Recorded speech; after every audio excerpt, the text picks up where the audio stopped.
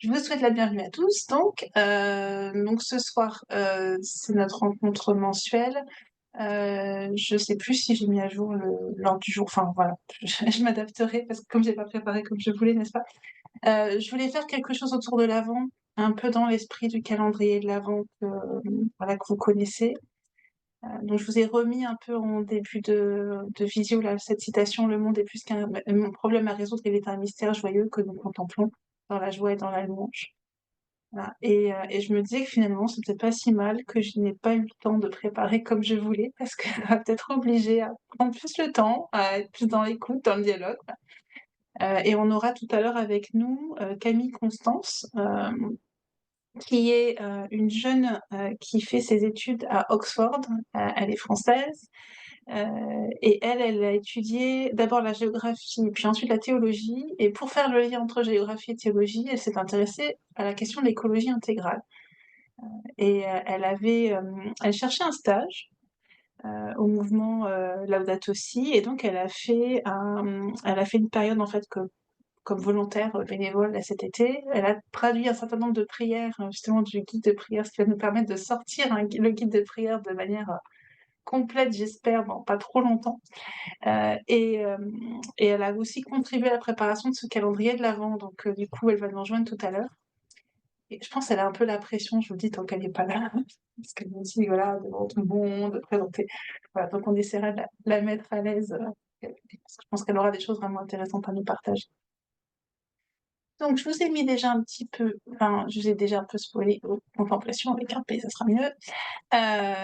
Et sur ce soir, on aura notre temps biblique comme on fait d'habitude. Et puis un petit temps un temps de partage. Donc ensuite un échange avec Camille Constance. Et puis je vous donnerai quelques infos un peu sur ce qui s'est passé dernièrement, notamment avec la COP29, et un petit peu ce qui se profile pour l'année prochaine. Et puis bon, tout à l'heure. Et je voulais commencer par la prière quotidienne de l'Avent. Donc si quelqu'un est d'accord pour la lire, je sais pas, Marie-Odile, est-ce que tu connais ça très bien? Voilà, en remettant ton micro.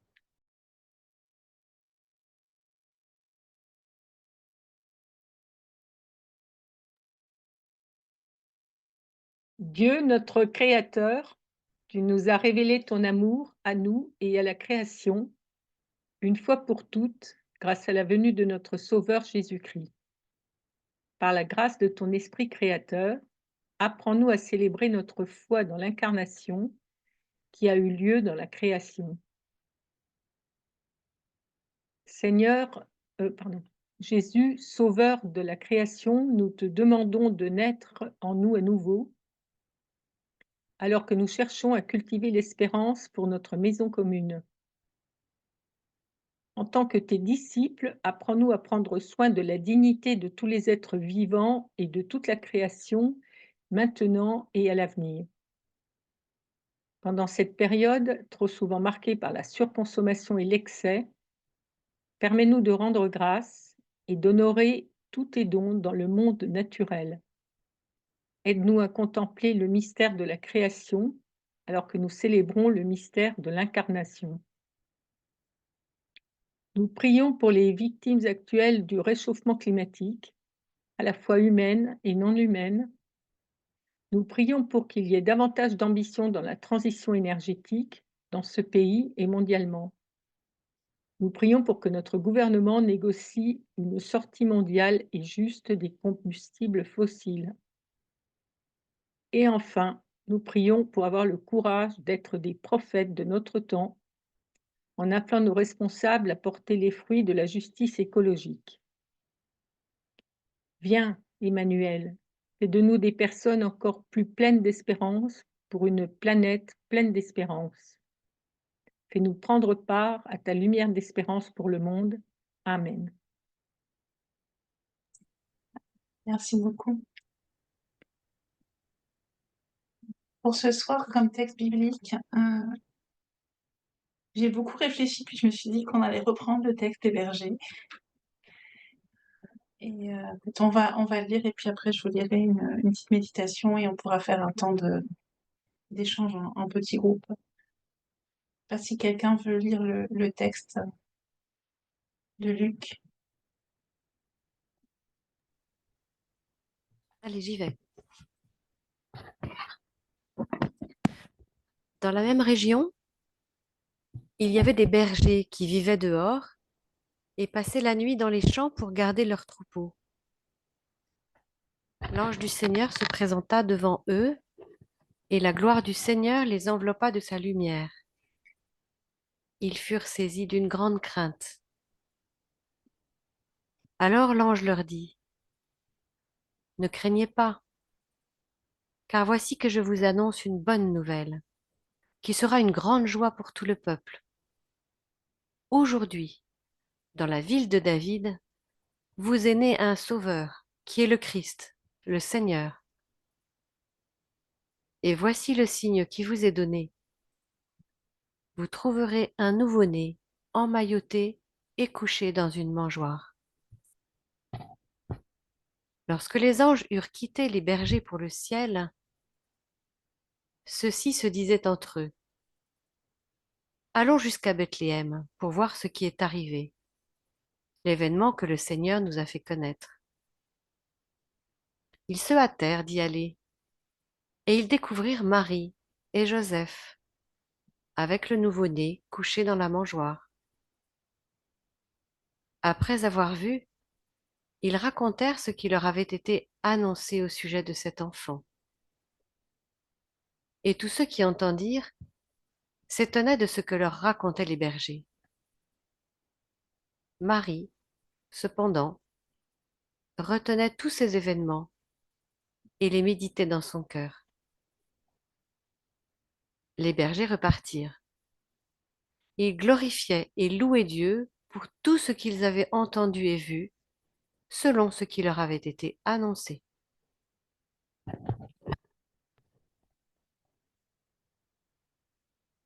Ils sont dans les champs, avec le ciel immense autour d'eux, avec toutes les étoiles. Ils ont l'habitude de veiller, de passer la nuit dehors pour garder les troupeaux. Ils ont sûrement beaucoup de choses à faire. Peut-être qu'ils ont fait un feu et qu'ils se serrent autour de lui, tout en gardant un œil sur leurs bêtes qui se sont regroupées, elles aussi. Ils vont tout quitter dans un instant pour aller voir l'inattendu, l'imprévu. Un bébé qui vient juste de naître. Ils sauront dire ce qu'ils ont vu et tous seront étonnés. Ils repartiront transformés sous le ciel immense avec toutes les étoiles. Leur vie semble si différente de la nôtre. Nous, on a nos maisons, nos voitures, nos rues pleines de bruit et de guirlandes lumineuses, nos préparatifs de Noël, les courses à faire, et puis bien sûr le travail, nos activités, toutes les responsabilités, tout ce qu'on essaye de faire. On sait qu'il faut se hâter, que le temps presse face à cette crise dont on a tellement conscience. Toutes les crises dont on a tellement conscience.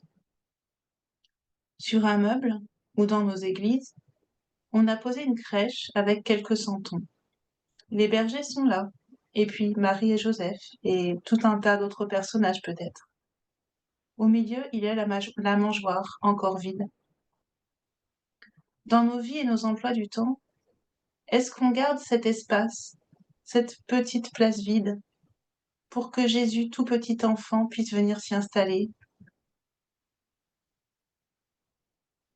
Laudato Si nous dit: l'être humain tend à réduire le repos contemplatif au domaine de l'improductif ou de l'inutile, en oubliant qu'ainsi l'action humaine est préservée non seulement de l'activisme vide, mais aussi de la passion vorace et de l'isolement de la conscience qui amène à poursuivre uniquement le bénéfice personnel. Dans Laudato Si 237. Alors voilà, ce soir, je sais que je n'ai pas tout fait, que tout n'est pas prêt comme j'aimerais que ce soit prêt. Je sais qu'une longue liste de choses à faire reste à cocher quelque part. Mais on est là, ensemble. C'est le moment de s'arrêter, de prendre le temps, de regarder. Sortir de nos habitudes, peut-être. Accepter d'être vulnérable. Ouvrir son cœur pour se laisser toucher. C'est difficile. C'est quelque chose à vivre ensemble, en s'éclairant les uns les autres, pour faire un peu de place dans notre cœur pour le repos contemplatif, ce qui semble improductif ou inutile. De la place pour le temps perdu d'une conversation, de l'écoute d'un ami, d'un sourire, de s'arrêter au bord du chemin pour regarder, d'aller parler à la personne qui est seule. Faire un peu de place pour accueillir celui qui vient, qui est un tout petit enfant et qui est l'espérance. Je voulais vous proposer de partager sur ça, sur comment est-ce qu'on arrive à faire de la place pour, dans nos vies qui sont tellement remplies, garder une place pour l'improductif, de la contemplation et pour accueillir l'espérance. Et on peut prendre une dizaine de minutes pour échanger là-dessus et préparer les salles. Bons échanges, à tout à l'heure.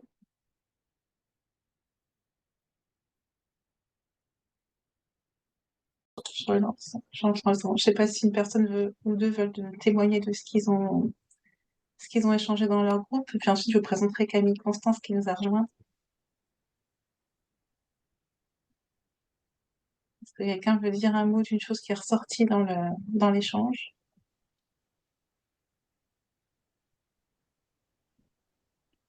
Et une chose qui est dans notre échange est sortie, c'est on a l'habitude de contempler la création de Dieu, mais est-ce qu'on est capable de contempler la création comme berceau du Fils, du Fils co-créateur? C'est en fin de compte, c'est le lieu où le Fils de Dieu vient se poser, donne une dimension encore différente à cette création.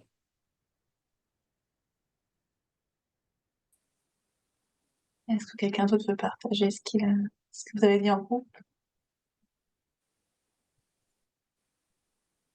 Moi, j'ai envie de rapporter l'expérience de Olivier dans notre groupe qui disait combien le cercle Laudato Si était un lieu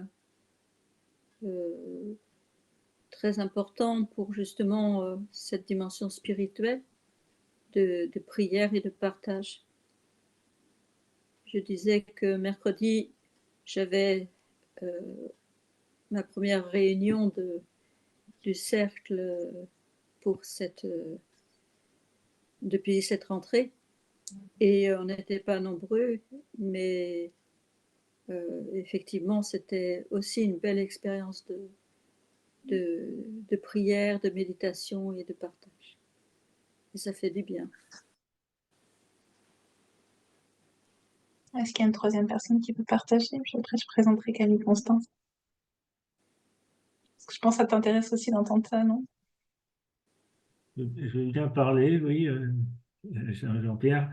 En fait, Cécile Lotte elle nous a fait partager le fait que elle faisait une marche nordique et donc elle se disait comment transmettre l'espérance et elle disait qu'en fait par le sourire, en fait, on transmettait déjà du bien aux autres, quoi, qu'on faisait rayonner Jésus, comme disait aussi Liliana, puisqu'elle disait c'est que en fait que les personnes qu'on rencontre au cours de la journée, c'est un Jésus qui nous appelle, c'est ce que dit Liliana, et qu'il faut apprendre à dire oui aux autres ben, justement, ce que je posais la question, Cécile, de dire bah, qu'est-ce que j'ai fait de bien à la fin de ma journée, se faire son petit check-up et puis se dire bah, qu'arriver à toujours bien réussir, toujours tous les tests quelque part que nous fait Jésus dans notre journée et voir si notre foi elle est bien, comment dire, forte et qu'on répond bien favorablement à ses attentes, quoi.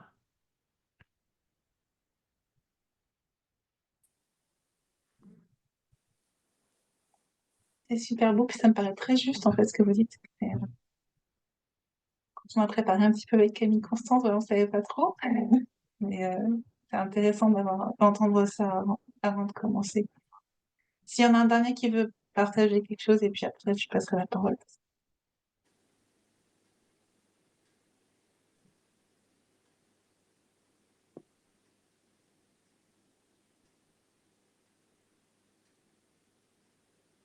dans notre petit groupe, on s'est arrêté sur le fait comment faire pour donner de la place et donc prendre du temps. Et on a partagé notre souci devant les moyens, les réseaux sociaux qui nous touchent continuellement et comment faire pour ne pas entrer dans un rythme de l'immédiat, de la réponse immédiate et se donner un délai. Il faut une volonté, quelquefois une volonté farouche. Et donc on a partagé plutôt dans ce sens-là. Et, et comment aussi au point de départ, c'était Hélène qui nous disait que les prières Laudato Si ou autres qui viennent du mouvement, enfin le Laudato Si ou de connaissances qu'elle a dans la région où elle est, qui viennent de l'Église réformée, eh bien tout ça, ça nous aide beaucoup à ralentir nos rythmes et ça peut nous aider à préparer de la place pour celui qui vient. Voilà. J'ai trouvé cette fois-ci que le temps était très court. Ah, j'aurais dû mettre plus. J'ai toujours essayé de doser. Voilà. Mais j'aurais dû mettre plus. Donc la prochaine fois, je mettrai un peu plus. Voilà, bah, je vais passer la parole à Camille Constance. Là, en fait, je t'ai un peu présentée déjà avant que tu arrives. Ok. Voilà, mais je vais redire un mot comme parce qu'il y en a qui nous ont rejoints. Donc, elle a passé 2 mois, non, comme volontaire pour le mouvement sur août et septembre, enfin entre mi-juillet, je crois, et mi-septembre. Et donc, elle étudie la théologie et la géographie, le lien théologie-géographie. Et c'est ça qui l'a amenée à s'intéresser à l'écologie et puis à venir voilà, solliciter le mouvement pour un stage au départ. Et c'est vrai que c'était une très belle expérience de travailler ensemble. Déjà, elle a traduit tout un tas de documents de l'anglais vers le français parce que comme elle étudie la théologie à Oxford, bah, du coup l'anglais c'était pas un problème et en plus elle comprend bien les sujets théologiques, donc c'était parfait pour la traduction. Donc maintenant j'ai un petit peu de travail de relecture et puis de faire remettre en page le guide de prière. Donc on devrait avoir un guide de prière voilà, traduit et aussi sur des ressources sur la contemplation traduite.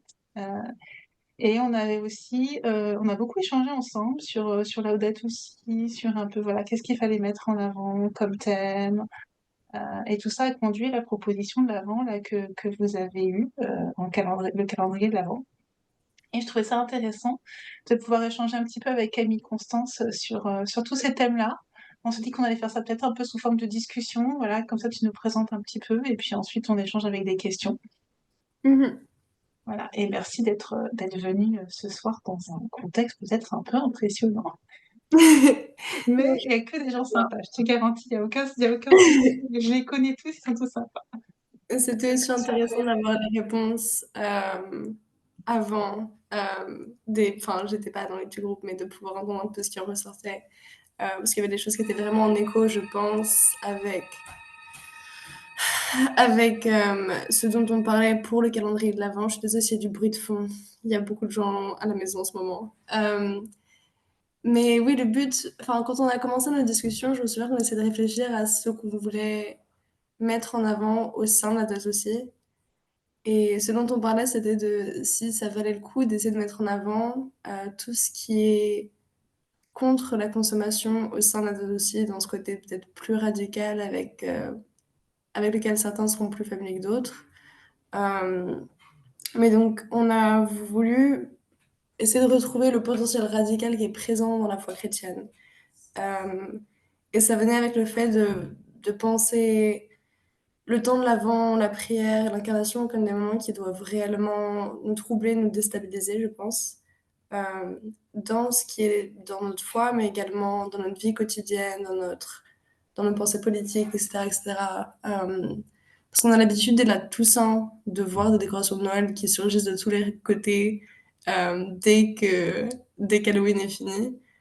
Et c'est facile de se laisser prendre, je pense, comme par l'esthétique d'une période très festive, comme si c'était déjà Noël. Mais l'Avent chrétien est essentiellement différent parce que c'est une période d'attente, de réflexion, d'espérance. Et donc prendre l'Avent sérieusement, ce serait donc de s'ouvrir à ce qui est une sorte de choc à la raison séculaire. On avait parlé pas mal de ça, je pense, en référence avec Kierkegaard et d'autres. Euh, de voir comment le mystère de l'incarnation et de Dieu qui se fait homme vraiment est censé bouleverser notre propre raisonnement intellectuel et nos habitudes. Et donc l'objectif du calendrier était un peu de pointer vers ça et vers ce qui rend la foi chrétienne, sa tradition et ses textes plus contemporains comme la date aussi, réellement radicaux. Et notamment en s'opposant à un avant qui serait seulement ancré dans la consommation. Euh, et c'est à partir de ça qu'on a commencé à parler de contemplation. Et comment la contemplation était pas.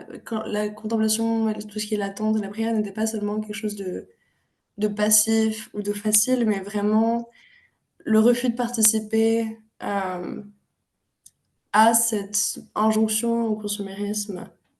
Et donc un outil pour une ouverture de nos possibilités pendant l'Avent. Et de faire un sacrifice de son temps à Dieu, euh, faire de la place et donc prendre le temps pour Dieu, comme quelqu'un disait tout à l'heure, de refuser de se laisser juste porter par l'Avent tel qu'il est présenté d'un point de vue plus séculier pour les chrétiens, mais vraiment de le récupérer comme quelque chose de profondément chrétien. Et quelque chose de profondément différent et autre également, en gardant vraiment à l'esprit qu'on attend quelque chose d'autre que juste des cadeaux sous le sapin de Noël. Euh, et donc, oui, de rester ouvert aux possibilités de la grâce, affirmer que la foi apporte une vision différente pour le présent et pour le futur, qui est autre que ce qu'on peut voir autour de nous. Que c'est l'attente et l'espérance d'un monde qui est différent, euh, mais également d'un monde meilleur dans le ici et maintenant, on va dire. Et donc cette espérance comme quelque chose qui est et maintenant et pas encore maintenant, parce que c'est la motivation de construire quelque chose qui est dans le présent, tout en sachant que ce sera peut-être pas réalisé au sein de notre vie. Euh, et c'est aussi l'espoir et l'espérance que au sein de l'avant un peu plus consumériste, la grâce reste présente et que nous pouvons faire l'expérience de cette grâce à travers la contemplation. Que l'avant affirme que on ne travaille pas avec des règles, enfin les règles qui font partie des systèmes auxquels nous sommes plus habitués, ou du moins des systèmes dans lesquels nous vivons, mais que ce sont les règles qui sont profondément chrétiennes, des règles qui nous sont données par Dieu, par Jésus, et donc que les règles habituelles s'appliquent pas, qu'on travaille avec un différent système de règles pendant ce temps-là, et on le voit un petit peu, enfin, par exemple au travers des entreprises de charité qui sont très présentes au sein de l'Avent, mais c'est vraiment un temps où l'amour du prochain prime, dans l'attente du Christ. Et, enfin, je réfléchissais à ça également par rapport à la théologie apophatique. Et je ne sais pas si beaucoup sont familiers avec l'idée, mais c'est la théologie apophatique travaille avec l'idée que l'intellect humain et le langage humain ne peuvent pas atteindre la vérité ou la compréhension totale de Dieu.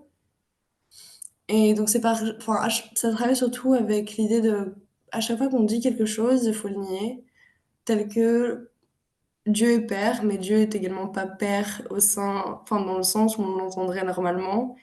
Euh, et donc, j'ai pensé par rapport à la contemplation et comment on peut appliquer cette sorte d'humilité un petit peu à notre propre contemplation, parce que ça vient vraiment avec l'idée que l'intellect humain doit peut-être accepter de ne pas tout comprendre, mais néanmoins continuer d'essayer. C'est-à-dire qu'avec la théologie apophatique, on est, on est plongé dans l'humilité de ce qu'on peut dire et ce qu'on est capable de dire, et en même temps, on continue d'essayer de dire quelque chose, de parler de Dieu. Et pour faire ça, on multiplie souvent les métaphores afin d'affiner un petit peu notre capacité de parler de Dieu, et du coup de parler à Dieu. mais on est presque du coup défié, dans le sens où notre esprit et notre intellect sont défiés dans la prière, dans la contemplation, par cette rencontre avec le divin. Et donc je réfléchissais à ça par rapport à la contemplation en termes de qu'est-ce que ça veut dire d'essayer de contempler sans avoir la volonté que la prière soit totalisante et sans avoir la volonté de forcément comprendre et donc de ne pas se frustrer de ne pas comprendre. Et Du du coup, j'essaye de reformuler par rapport à ce que j'ai compris. Du coup, ce que tu disais, c'est que je sais quand on a préparé, tu me disais que la contemplation, c'était un acte de résistance par rapport à la consommation. Mhm. Et que du coup, c'est des règles différentes qu'on essaie de suivre pendant l'Avent qui nous amènent vers cette contemplation. Et si je comprends bien ce que tu disais sur la théologie apophatique, c'est que quand on contemple, on va accéder peut-être à des choses qu'on n'est pas capable de formuler complètement et on ne peut pas s'emparer en fait de ça, enfin mettre des mots et puis on aurait Ouais. fait le tour, mais qu'en fait c'est des choses qui nous dépassent et c'est ça qui appelle à l'humilité. Est-ce que c'est ça que tu voulais Ah, dire? c'est Ouais, exactement j'essaie de ça. synthétiser. Euh, et donc après, je sais que le saut est peut-être un petit peu ambitieux, mais je trouvais que réfléchir à ça, à cette forme d'humilité, à cette forme de dire bah, je ne comprends pas tout, peut être intéressante dans le cadre des choses comme l'écologie qui sont au cœur de la aussi, parce qu'il y a il y a évidemment énormément de textes par rapport au changement climatique. En général, typiquement le texte qui a fondé l'Anthropocène, Mhm. l'Anthropocène qui serait donc cette époque géologique qui est marquée par la vie humaine. Donc les humains auraient eu un tel impact sur la planète que ça pourrait se lire de manière géologique, bref. Et donc avec ce genre de concept, il y a vraiment l'idée de presque toute puissance, et toute puissance et dans la destruction et dans la réparation de notre monde. Mais cette idée qu'on est un moment dans l'histoire où on est presque créateur de notre monde, on le fait complètement. Et du coup, avoir au contraire cette idée d'humilité, de on ne peut pas tout comprendre, on n'a pas forcément toutes les solutions, sans pousser à bah, du coup, ne faisons rien, peut être, peut être une piste de réflexion par rapport à notre attitude et à la nature, et au changement climatique, et à la création en général. Euh, Ouais, que toi, par rapport au travail que tu fais en géographie, tu trouves que la notion d'anthropocène met peut-être trop le pouvoir sur l'homme? C'est ça que tu veux dire? Euh, je suis assez peu convaincue par l'idée en général. Elle a été assez critiquée. Mais c'est vrai qu'une fois que ça a été publié, je crois que la première fois que ça a été publié, c'était soit en 2000, soit en 2002. Et quelque chose d'assez intéressant, je ne sais pas si je t'en avais parlé, Anne, mais les auteurs qui ont publié ce premier donc, article dans un journal scientifique pour définir l'Anthropocène et la porter sur la scène académique comme un concept valide pour penser la planète aujourd'hui, cite directement Théère de Chardin euh, et son travail comme une sorte de prédécession dans l'Anthropocène. Ce qui, pour moi, ne fait pas sens parce que c'est une vision tellement différente de la création et de la participation de l'homme dans la création. Et pourquoi c'est Mais différent hier de Chardin? parce que c'est pas. Théère de Chardin est davantage. Il parle davantage de la manière dont toute la création s'élève vers le divin. Et les hommes ont une responsabilité plus particulière au sein de la création euh, pour participer à ce mouvement. Mais donc, c'est pas que les humains décident ce que la Terre et la création sont. C'est plus une participation dans l'avènement de la création au sein de Dieu. Euh, et c'est super étrange. Enfin, je me souviens quand j'avais remarqué ça, ça m'avait troublé qu'il cite quelque chose qui est si religieux pour le concept de l'Anthropocène. Mais il y a énormément en général d'écothéologie qui va avoir l'idée des humains en tant que co-créateurs. Et donc ça, on en pense ce qu'on veut. Euh, Il y a des arguments plus convaincants que d'autres. Mais bref, mais du coup, l'Anthropocène, oui, et géographiquement et théologiquement, je suis pas entièrement convaincue. Ça me paraît pas être le meilleur cadre à adopter, mais il y a beaucoup d'alternatives différentes qui ont été proposées par d'autres philosophes et scientifiques, etc., comme Donna Haraway. Je sais pas si c'est intéressant pour des gens ici, mais bref. Mais oui, du coup, la toute-puissance qui est revendiquée, en tout cas justifiée par le concept de l'Anthropocène, me paraît dangereuse. Il y a Jean-François qui faisait oui de la tête que ça l'intéressait. Tu confirmes? Oui, oui, oui, je le confirme. Il y a un article de Paolo Monzani du Centre Sèvres et de Christophe Pichon qui questionne cette notion par rapport à l'héritage biblique. Mhm. Je l'ai pas, je le connais pas par cœur, mais quand tu dis que ça fait pas l'unanimité du monde scientifique, ça fait pas l'unanimité chez les théologiens non plus, hein. Non, Si on lit François Heuvet, je non, pense que ça marche pas non plus. c'est ça. Et du coup, pour revenir à l'avant, l'avant serait une période aussi pour redécouvrir l'humilité. Je pense, parce qu'il y a cette sorte d'attente dans laquelle on est plongé, et cette humilité aussi. Et c'est peut-être un peu plus difficile d'en parler comme ça, et je sais pas si ça, c'est un sujet intéressant de conversation.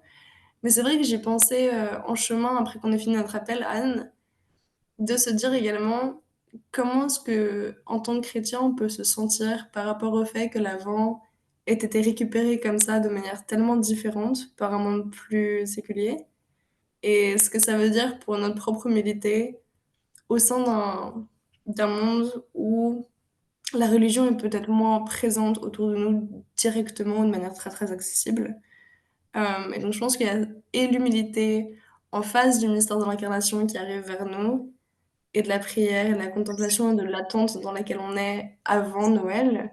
Et en même temps peut-être l'humilité de comment on établit notre relation par rapport à la Alors, manière dont Noël est enfin, ouais, il y conceptualisé a, par d'autres. Il y avait un coup de fil, je pense, avec un micro qui était ouvert. C'était pas par rapport à toi. Donc je sais pas si ça fait sens, mais l'idée aussi de comment est-ce qu'on conceptualise notre relation et notre vision de l'avant avec celle qui est peut-être autour de nous, là où on vit. Enfin, je sais pas comment c'est enfin, chez vous, mais je sais qu'ici, par exemple, au milieu de mon campus, il y a un arbre de Noël, etc. Et bien sûr, il y a des pubs partout, etc. Euh, mais du coup, c'est notre relation par rapport à ça. Est-ce que ça nécessite l'humilité, etc. Il y a Jean-François Mais qui a fait une remarque dans la discussion et je pense que ça serait intéressant qu'il le dise pour tout le monde. Sur les franciscains, l'avant qu'elle tente de redécouvrir et vivre la minorité. Est-ce que tu pourrais nous dire? On va se faire sa conversation globale. Non, mais j'entends souvent l'appel à l'humilité, l'appel à la pauvreté, l'appel à la simplicité. Et moi, j'aime bien le terme, je suis retenu par la famille franciscaine, je pense qu'Hélène ne me contredira pas, de minorité, qui est dans la tradition franciscaine non pas un qualificatif, mais un relatif. C'est-à-dire toujours se situer euh, euh, en dessous, même si le mot est pas tout à fait juste, mais pour le comprendre, en dessous des autres réalités, qu'elles soient créées humains ou créées non humains. Et ça me paraît être autre chose que l'humilité comme piste, voilà, dans notre façon d'être en rapport au créé. Et quand François, il me semble, je ne suis pas un spécialiste, mais François développe cette minorité, il le, il le fait parce qu'il a contemplé la crèche, hein. Et, et voilà. Bon, après, il pourrait y avoir tout un tas on pourrait développer longuement, mais bon. Et donc, ce serait minorité plutôt qu'humilité parce que ça vient avec un sens de sa propre identité qui est différent, alors que l'humilité le garderait, mais dans ses actions se soumettrait, et là, ce serait vraiment quelque chose qui est au sein de la personne. Oui, il me semble qu'il y a quelque chose de cet ordre-là, et qui, du consentement, a un rapport au créé et à la finitude, et à Mhm. notre finitude. Il me semble qu'il y a une autre, il y a des voies nouvelles qu'on n'a pas encore explorées. Mais Frédéric-Marie Leméoté dirait ces choses-là beaucoup mieux que moi, hein. Un jour, je ferai venir. J'ai déjà essayé, mais les dates ne collaient pas. Mais je ne renonce pas. Et par rapport je me disais par rapport à l'humilité et cette période de l'Avent, moi ce que je me demande c'est comment est-ce que on peut faire le lien avec l'espérance? C'est-à-dire que est-ce que ce changement d'attitude qu'on va avoir, enfin qu'on va essayer de cultiver, est-ce que ça nous aide à être plus dans l'espérance ou est-ce que finalement ça n'a pas forcément vraiment de rapport et que c'est deux choses à mener en parallèle? Moi, je les vois et je les vis comme étant assez proches parce que je trouve qu'il y a une vraie satisfaction à faire le lien entre cette période d'attente où on attend donc la venue, enfin, on attend de pouvoir célébrer la venue de Christ sur Terre et cette attente du monde à venir. Et je sais que pouvoir, enfin, considérer ces temps d'attente-là comme participant aussi à notre attente pour la vie à venir, euh, sont ce qui permet l'espérance également, enfin, ça permet également l'espérance, en tout cas pour moi, de continuer dans le quotidien plutôt que de voir ça comme quelque chose de très abstrait, c'est quelque chose qu'on peut vivre, qu'on a la chance de pouvoir vivre au travers de la grâce et au travers de nos actions pendant qu'on vit cette vie. Et donc pas rendre cette espérance quelque chose de juste intellectualisé et vide, mais vraiment de pouvoir la vivre pendant, par exemple, qu'on fait des actions tous les jours pendant l'Avent, pendant qu'on suit le calendrier, qu'est-ce que ce soit, enfin, ça dépend de ce que les gens font, mais pour avoir justement cette patience et cette espèce de, comment on dit ça, d'attente spécifique de ce qu'on veut pour le monde maintenant, mais qui a aussi un sens pour le monde à venir, qui est cette sorte de miroir. Je trouve que ça... enfin, en tout cas, c'est comme ça que je le vis, et comme ça que je vis l'espérance, quelque chose que je peux également vivre maintenant, même si ça reste quelque chose qui après se concrétisera autrement, si ça fait sens. Après, ce sera intéressant de voir comment tout le monde vit un petit peu l'espérance pendant l'avant, mais je sais pas, ouais. Est-ce que quelqu'un veut réagir ou poser des questions aussi, que ce soit pas que moi qui pose des questions? J'aimerais bien ajouter quelque chose parce qu'en entendant Camille, ça m'a fait rappeler cet été, j'ai travaillé dans un parc au Québec, un parc national, et j'avais la chance des fois j'ai eu la chance cet été d'être en nature tout le temps. Et pendant que j'attends, je faisais des guides interprètes. Et le temps que j'attends les clients arriver pour parler, c'est ce qu'on regarde, j'ai eu la chance de voir la nature, d'être en contact avec la nature. Je passe dans un tremplin que j'avais avant, que j'étais tout le temps dans un bureau, à ça, et juste de me rappeler, ça me remplit de joie et d'espérance. Donc, comme quoi, témoigner, si vous avez la chance. J'entends du monde qui va aller marcher, etc., c'est super, mais aussi d'entrer en contact avec ces contemplations en nature. Que ça soit 15 minutes, c'est magnifique. Et aussi, je voudrais ajouter quelque chose que j'ai lu ce matin par rapport, parce que je sors de là, ensuite je commence à lire tu t'es fait bombarder par des articles scientifiques dans les pôles Nord, qu'est-ce qu'il y a des problèmes, on commence à voir les méta sortir, en tout cas toutes sortes de choses qui amènent la peur. Puis j'ai lu ce matin un article à propos de qu'est-ce que c'est l'apocalypse, parce qu'évidemment, moi, ça me vient tout de suite, c'est l'apocalypse qui arrive, qu'est-ce qu'on va faire.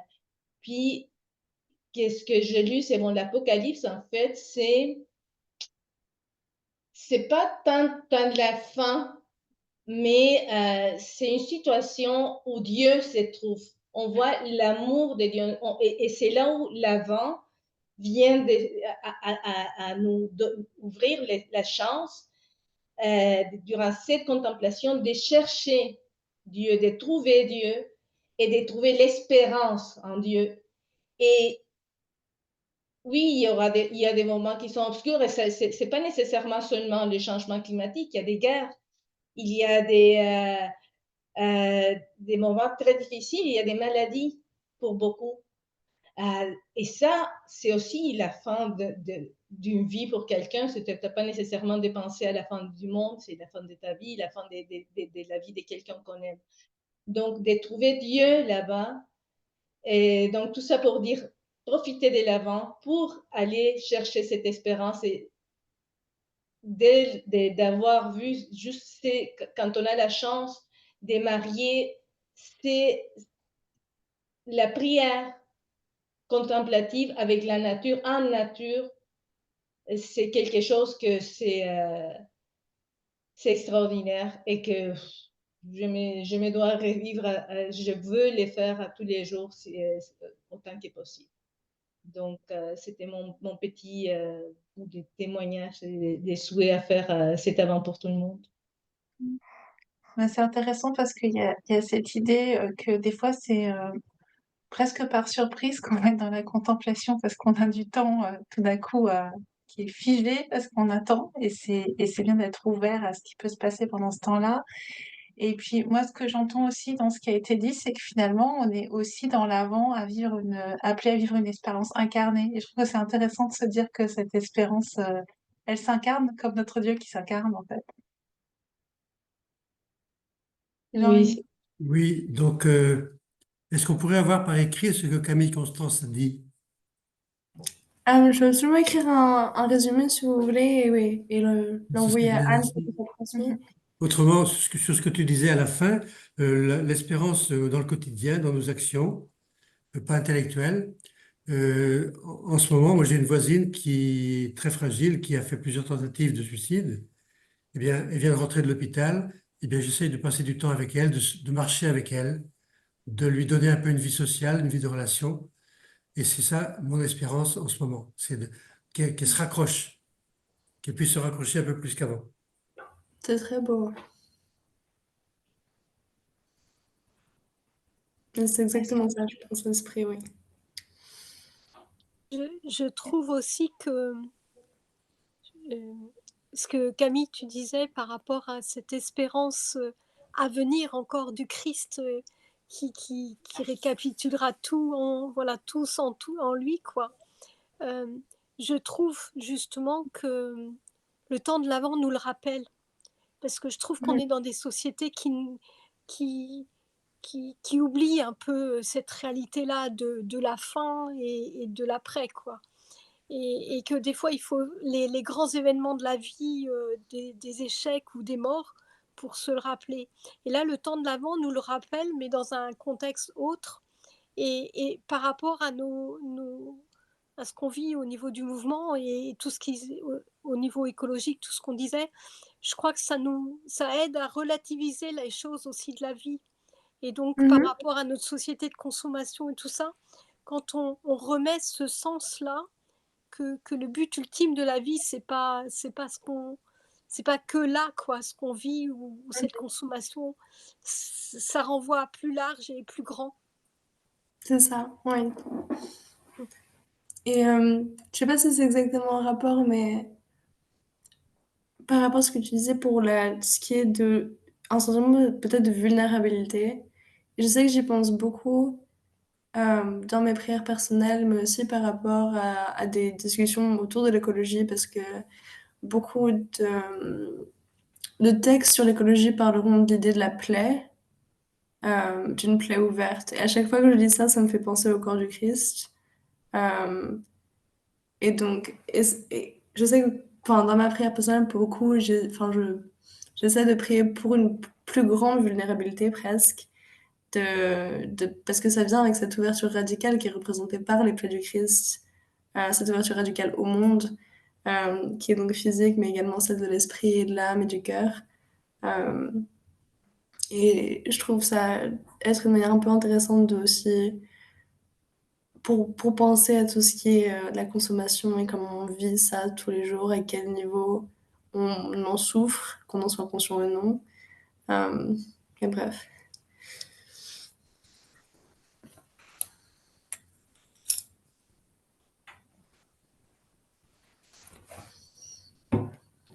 J'aime beaucoup cette idée de vulnérabilité. Il me semble, et c'est mon expérience, que parfois je me dis, non pas heureuse faute qui nous a valu un tel rédempteur, comme la citation, mais heureuse vulnérabilité et dépendance qui m'amène à une grande dépendance et qui me fait être en relation avec mon Rédempteur et à grandir dans cette dépendance de lui. Et je pense à la création, tous ces êtres qui sont là autour de nous, comme par exemple, je vois souvent un arbre et je me dis, il est là, il n'est que là, il est pleinement là, il est vulnérable parce qu'on peut casser ses branches, on peut le couper, on peut, voilà, les animaux viennent dessus, et, mais il est là, et il s'offre. Et c'est vraiment, comme tu dis, l'image du Christ et du Christ en croix. Et il me semble que là, il y a une vérité à accueillir. Et c'est vrai que c'est ça aussi la difficulté parfois pour penser ces sujets. Parce qu'on a des choses comme la vulnérabilité, la dépendance, qui pour la foi chrétienne auront une connotation éminemment positive, alors que si on pense à ce qui est vulnérabilité et dépendance, par exemple pour des pays qui souffrent par rapport aux désastres naturels, etc., ce sera plus une bonne chose. Et donc les questions sont plus de comment est-ce que ce vocabulaire-là peut à la fois apporter plus de puissance pour cette personne et en même temps être quelque chose de potentiellement négatif pour d'autres. Et s'il peut y avoir un dialogue entre ces deux positions un petit peu par rapport à ce sujet ou non. J'ai pas de réponse là-dessus, mais bon.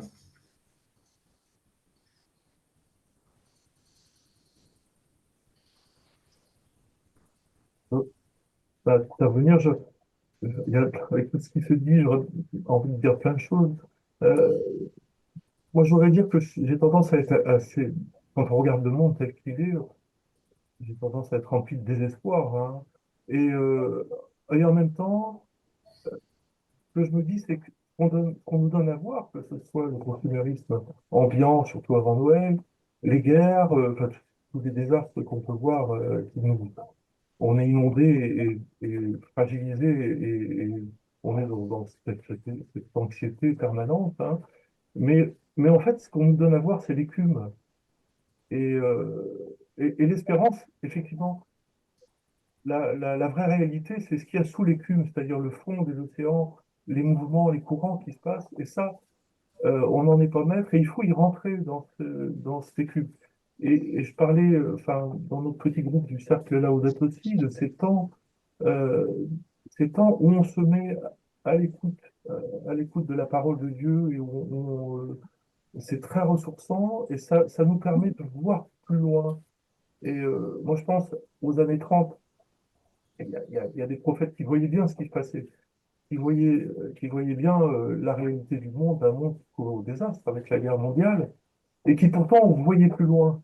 Euh, et c'est eux, certains ont donné leur vie, hein, et jeunes, à 20 ans, et ils voyaient plus loin, qui ont permis de construire l'Europe, de construire des choses. Je pense à tous les grands hommes, hein, comme de Gasperi en Italie, Schumann, Monet et Adenauer. Enfin, mais derrière tout ça, il y avait des tas de gens aussi qui, eux, bien avant, avaient déjà cette espérance de quelque chose d'autre qui pouvait naître. Et je crois qu'il faut vraiment qu'on le vive comme ça. Et je crois que, franchement, l'expérience qu'on a, des petites expériences qui démarrent là, d'une petite série de 6 personnes, là où d'être aussi, je pense qu'il y a des choses qui se passent et qui nous font aller vers cette conversion de nos cœurs, conversion spirituelle avant tout, Mhm. peut permettre d'avancer. Donc voilà mon témoignage un petit peu que je voulais partager. Non, merci beaucoup, c'est vrai. Ça me fait penser à un texte de Jean-Luc Chrétien sur la parole et qui dit notamment enfin, qui pose une question de que serait la prière sans cet intime combat avec le mutisme en nous.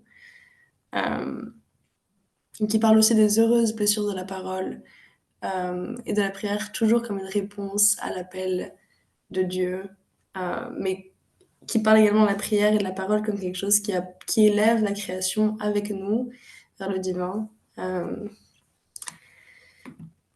mais je ne sais pas si ça résonne avec d'autres gens ici, de à quelle mesure on peut aussi intégrer l'autre dans notre prière. Mais bon.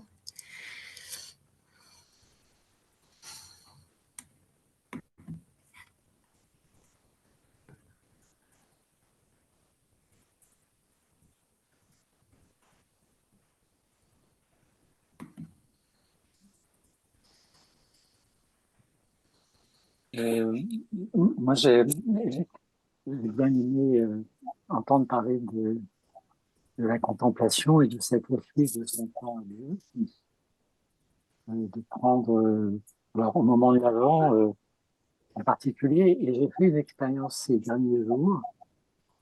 Je ne sais pas quelle signification ça peut avoir pour vous, mais pour moi, c'est important parce que j'ai découvert l'oratorio de Noël de Bach. Et alors, je connais la musique, je me suis dit, je vais écouter la musique. Et puis, je me suis dit d'un seul coup, mais finalement, je ne sais pas ce qu'il dit. L'allemand, je ne connais pas l'allemand. Et donc, je suis allé chercher sur Internet une traduction. Et j'étais impressionné par le texte. Parce qu'il y a beaucoup de choses dont on parle là, à propos de l'humilité, à propos de la grâce, à propos du lien avec le vivant, que ce soit à travers les bergers, que ce soit à travers les anges, que ce soit à travers tous les éléments de la création. Et moi, ça m'a plongé en contemplation, d'une certaine façon. C'est-à-dire que c'était pas la musique, en fait, c'était de me rendre compte que Bach, je sais pas si c'est lui qui a écrit les paroles, mais il y a quelque chose de très puissant en fait dans ce texte. Et je me suis dit, bah voilà, donc comme c'est assez long, hein, ça dure plusieurs heures, je m'en écoute 10 minutes, un quart d'heure tous les jours, mais en m'imprégnant du texte, pas seulement de la musique. Voilà. Et donc, il y a une idée de faire peut-être un calendrier de l'Avent avec l'oratorio de Bach. Voilà. J'adorerais ça. Je suis une grande fan. Voilà. Et vous connaissiez le texte aussi avant, probablement, si vous étiez jeune. J'écoute surtout, c'est La quand t'as musique, oui. Ben oui, mais voilà, mais je vous attention. invite à aller chercher le texte traduit Je ferai ça allemand. dès la fin, Ah, absolument. voilà. On pourrait tout à fait faire un calendrier sympa autour de la musique baroque religieuse, ça serait cool. Oui, oui. Et c'est aussi beau de pouvoir trouver des moments de contemplation comme ça. J'ai pas mal, enfin, Hum, il y a beaucoup de moments où, pour moi, juste écouter parfois de la musique religieuse et des titres très spécifiques que je collectionne qui font presque l'œuvre d'une prière au point où on est. Euh, et c'est très agréable. Donc je comprends tout à fait. J'ai terminé de mon côté. Mais c'est intéressant de voir en fait comment ce que tu présentais, Camille Constance, ça résonne sur une expérience dans la création, une expérience avec la musique, une expérience d'accompagnement de quelqu'un qui est dans une situation difficile. Et finalement, ça rejoint un peu cette idée d'incarnation de l'espérance dont on parlait, de, qui s'incarne dans différentes facettes de notre vie. Et puis, suivant les personnalités, les centres d'intérêt de chacun, ça va résonner d'une manière différente. C'est ça, parce que c'est vrai que je ne sais pas comment les gens ont reçu ce calendrier ou l'ont lu, etc. Parce que, bien sûr, enfin, on a fait la phase production ensemble, plus ou moins, mais je ne sais pas du tout comment après ça a été vécu.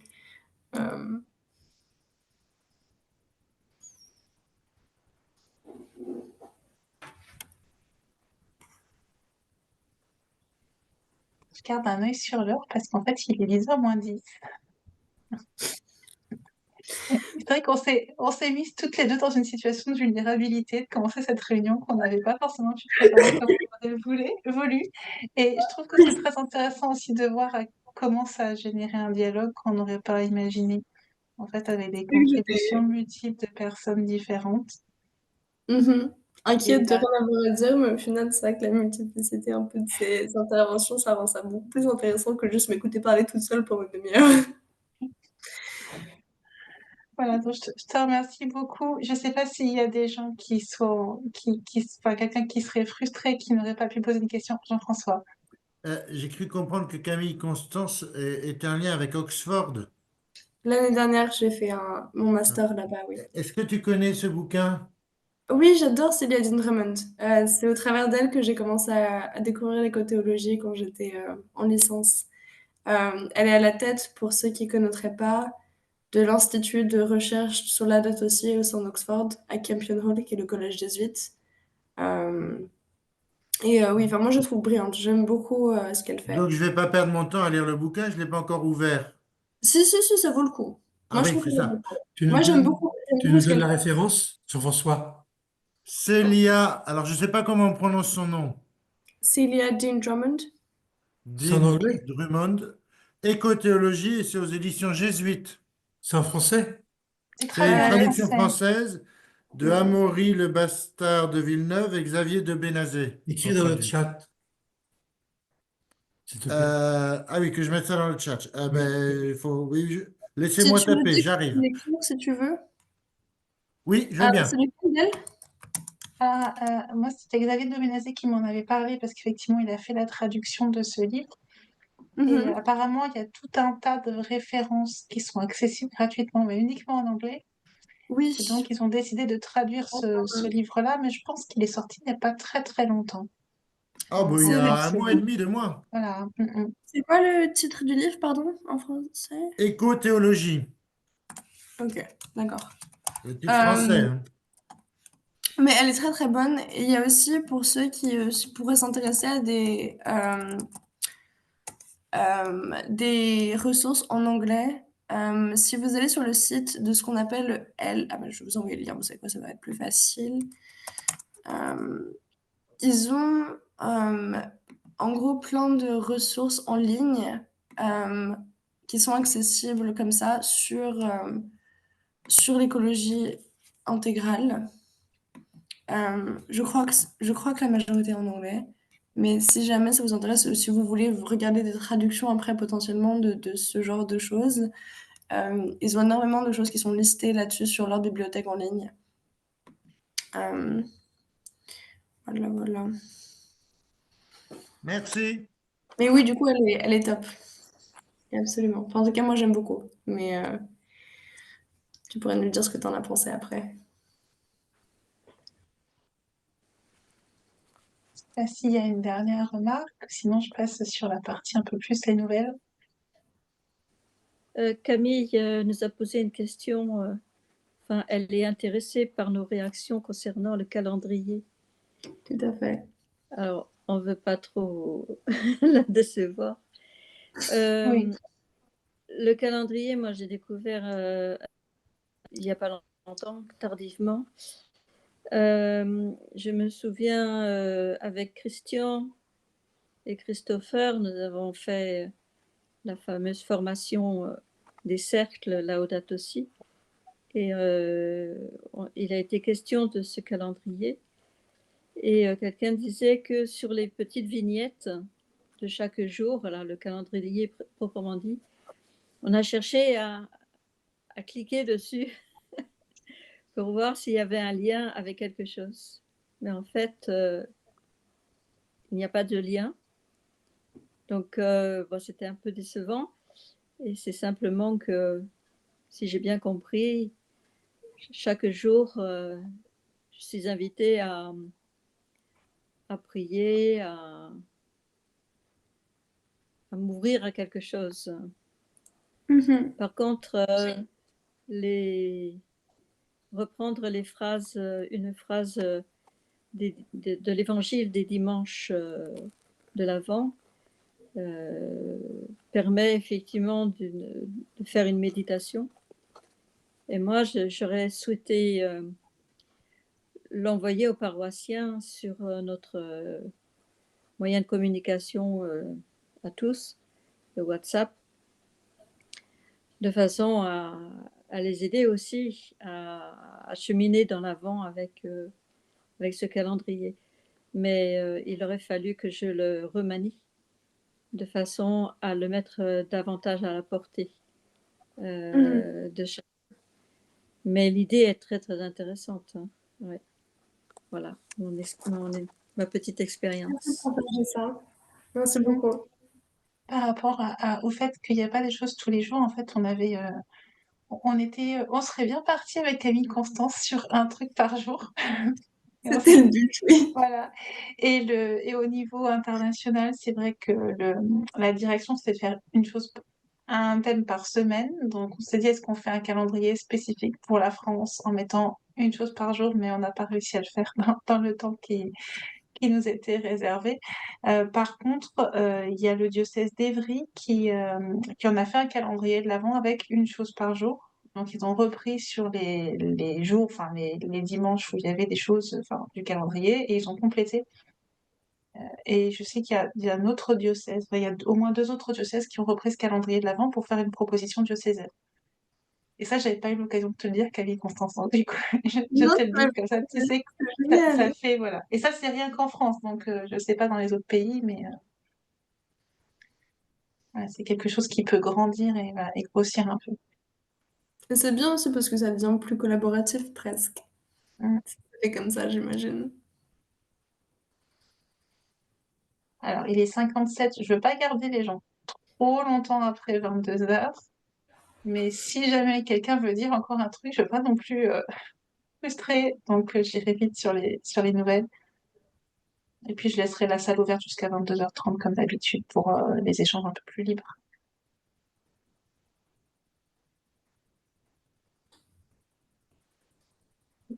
C'est bon? Voilà, du coup, je vais passer sur la partie nouvelle. Un peu sur les infos. Dans ce qui s'est passé récemment, on a eu le lancement de la pétition Ensemble pour changer Total. Donc, on a fait un webinaire le 19 novembre, j'espère que je ne dis pas de bêtises.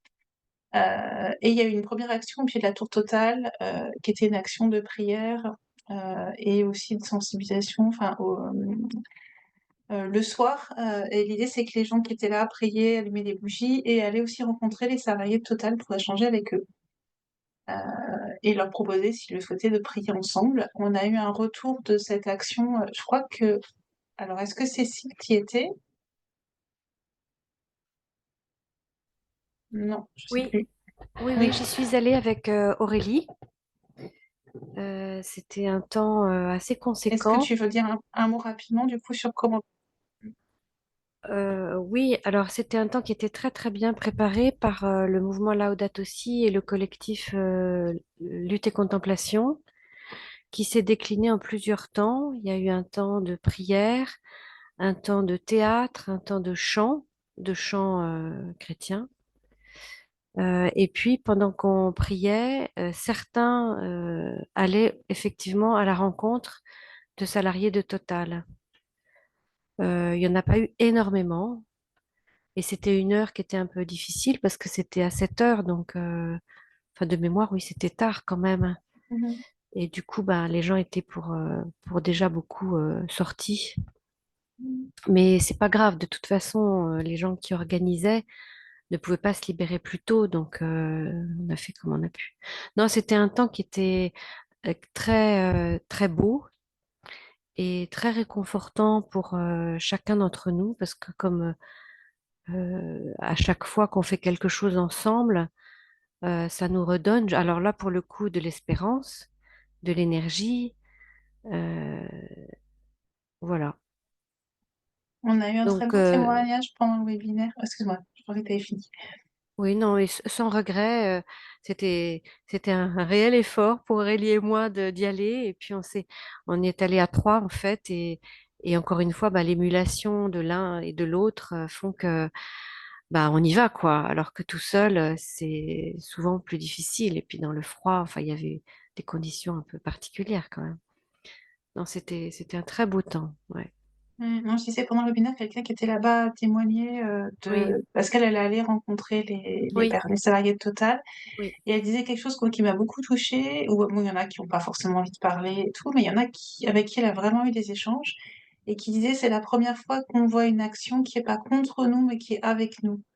Il y avait vraiment eu cette compréhension de dire c'est une interpellation pour un changement, mais c'est pas dans un esprit de paix, d'ouverture, et je trouvais que c'était assez beau de voir que ça avait été compris comme ça.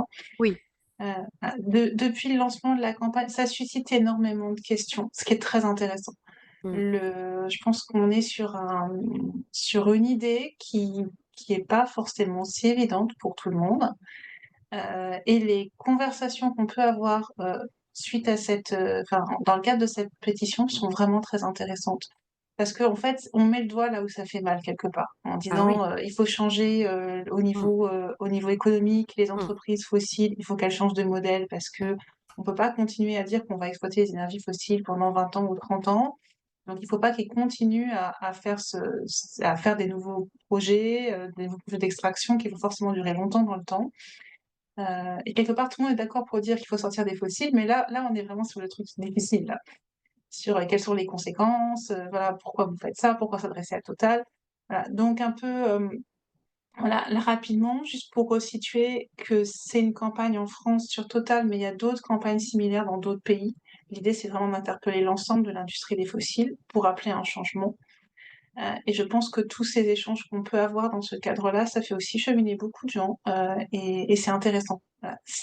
On est vraiment dans cette dynamique de dialogue, voilà, d'essayer de pousser quelque chose et aussi de dire, je pense que c'est aussi un peu notre rôle en tant que chrétien, de dire il est possible de faire autrement que le système dans lequel on est. On n'est pas condamné à rester dans quelque chose qui exploite les fossiles jusqu'à ce que vraiment les conséquences soient tellement dramatiques que plus personne ne pourra supporter ça. Donc, il y a le webinaire qui a eu lieu, qui est enregistré, donc pour aller voir. Et puis le site internet va bientôt être lancé, sans doute la semaine prochaine, avec des choses un peu, des questions, des réponses aux questions qu'on a entendues pour essayer d'alimenter un peu. Et à partir de ça, vous pourrez, voilà, vous aussi vous en emparer et puis aller faire signer la pétition. Il y aura des actions là-dessus l'année prochaine jusqu'au mois de mai. Au mois de mai, il y a l'Assemblée générale de Total. Ça tombe en même temps que l'anniversaire de Laudato Si. Donc, il y aura quelque chose à ce moment-là, et puis on est en train de voir sur l'année prochaine comment les choses peuvent s'organiser pour que ça vive un peu dans le temps.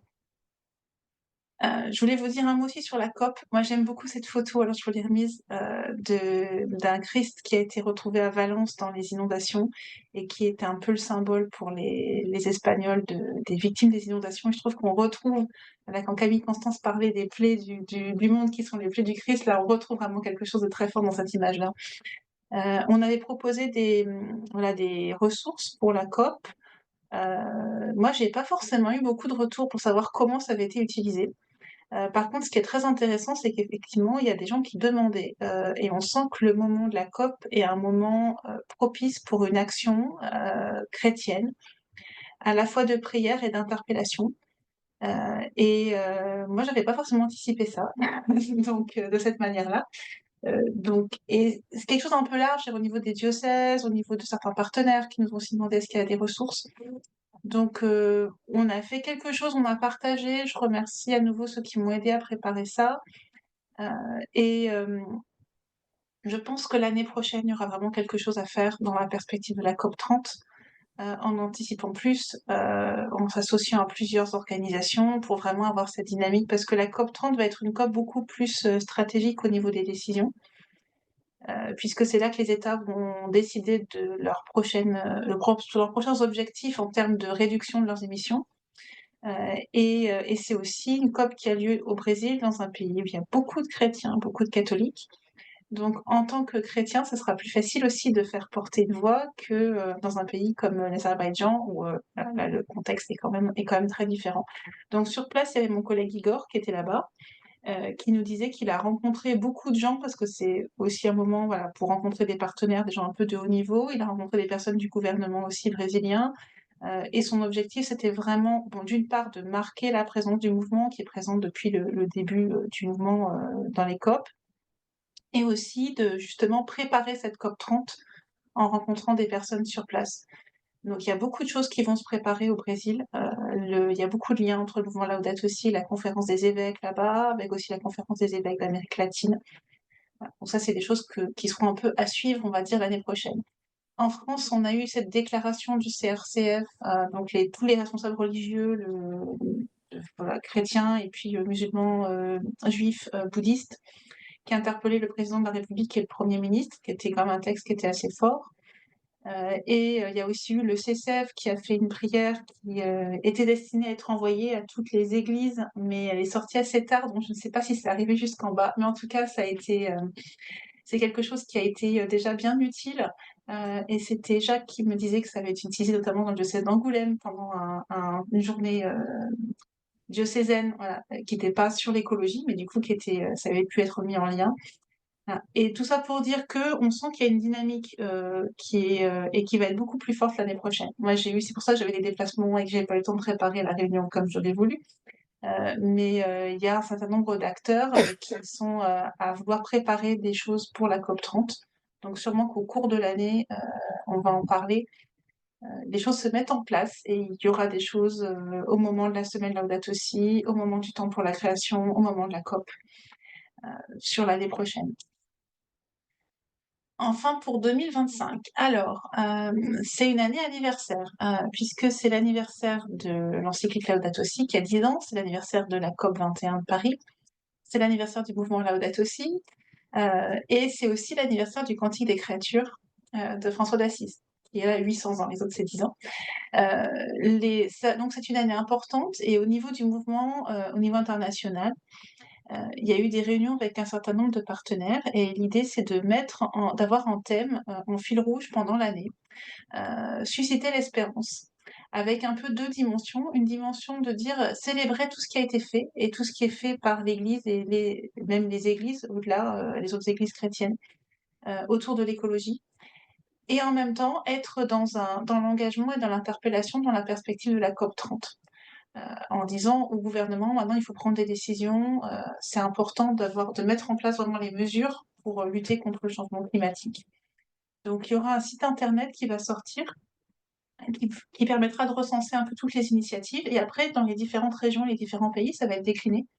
Et donc en France, les choses sont bien engagées déjà sur ce thème-là. On aura notre rencontre nationale en janvier. J'ai pas remis les dates, mais c'est du 24 au 26 janvier, et c'est là, si Marie-Cécile est toujours là. J'en profite pour remercier Marie-Cécile qui est en train de gérer toutes les inscriptions. Et est-ce que tu veux dire un mot sur les inscriptions? On est sur entre 30 et 40 inscrits, je crois. Je voulais dire qu'il reste 3 jours pour les retardataires. Et voilà, c'est tout. Il y a 33 inscriptions pour le moment. Voilà. Et donc ce sera à Chevilly-la-Rue chez les Spiritains. On aura la journée du samedi qui va être vraiment la journée synodale, où c'est là qu'on va sortir des choses au niveau de ce qu'on attend du mouvement dans les 10 prochaines années. Et ça servira pour la rencontre globale qui sera au mois de juillet, donc qui est une rencontre internationale qui sera en ligne pour pouvoir permettre la participation des gens de tous les pays, parce que c'est très compliqué suivant les pays avec les visas ou au niveau financier de se déplacer. Donc on a choisi de le faire en ligne. Et il y aura sûrement quelque chose entre les deux au niveau européen, mais là j'ai pas encore les infos.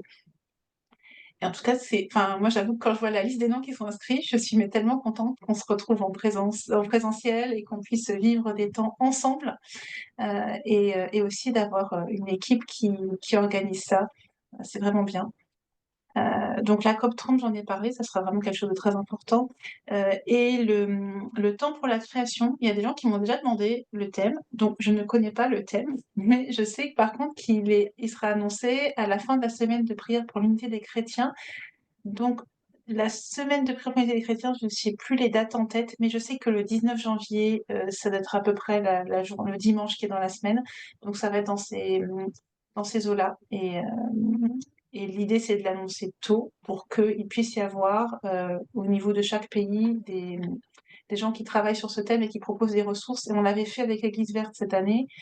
Et là, on s'est dit qu'on allait commencer à travailler beaucoup plus tôt sur les, sur les ressources pour proposer des choses qui vont être du coup en lien avec les actions autour de la COP et avec le thème du temps pour la création et pour la France.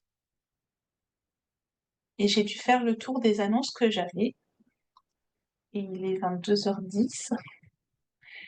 Donc, si vous voulez qu'on finisse ensemble en disant à notre père, après je laisserai la salle ouverte. Ah, merci Christian. Du 18 au 25 janvier. Tu vois, moi j'avais juste en tête la date dans la paroisse où il y avait la célébration œcuménique.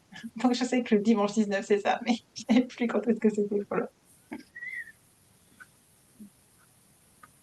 Au nom du Père, du Fils et du Saint-Esprit. Amen. Je remercie le Seigneur pour la rencontre que nous venons de vivre ensemble. Et ensemble, nous pouvons dire, Notre Père, qui es aux cieux, que ton nom soit sanctifié, que ton règne vienne, que ta volonté soit faite sur la terre comme au ciel. Donne-nous aujourd'hui notre pain de ce jour. Pardonne-nous nos offenses, nous pardonnons aussi à ceux qui nous ont offensés, et ne nous laisse pas entrer en tentation, mais délivre-nous du mal. Amen. Voilà. Grand merci à vous. Merci. Voilà. Et un merci tout particulier à Camille Constant. Non, merci à vous. Ça m'a fait énormément plaisir de pouvoir rencontrer davantage de gens parce que tout mon volontariat était tellement dématérialisé que c'est bien aussi de pouvoir voir d'autres personnes qui font partie de ce mouvement. Et merci énormément pour les questions. Elles étaient vraiment intéressantes. Donc, merci énormément. Merci beaucoup. Merci beaucoup. Et maintenant, tu n'as plus qu'à valider ta formation d'animatrice pour venir aux prochaines réunions. Ça, mais je vais commencer par aller dîner. Mais merci énormément. Merci beaucoup. Et bonne soirée à tous. Et je laisse la salle ouverte encore un petit peu pour ceux qui veulent.